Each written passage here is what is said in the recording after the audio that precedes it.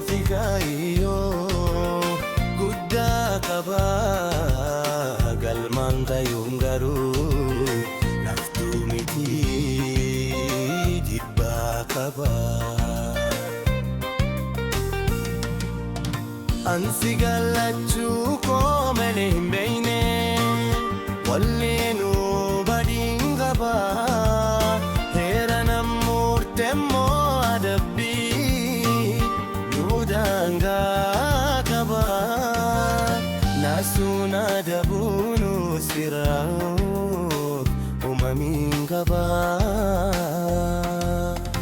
Yoonarraa naateemmoo maafiinoof si dabaa sin jalladana jechana sobdamoo maa jalliftaa.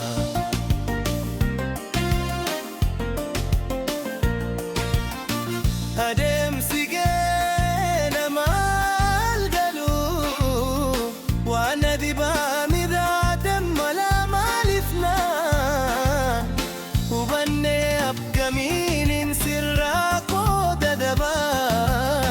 Warachaa jettee baay'een kubanatti gabaa.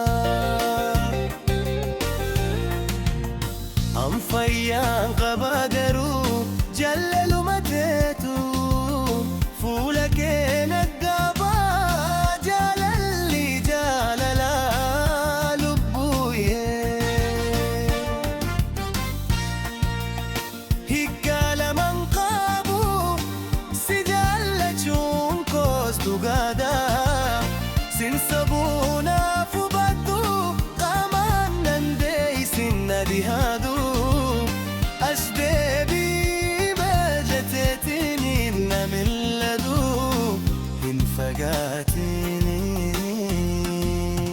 nan dubbadu akka lubuun koos naasabattu wal jallachuun nu hin baane hawaaf آدمية الفراق.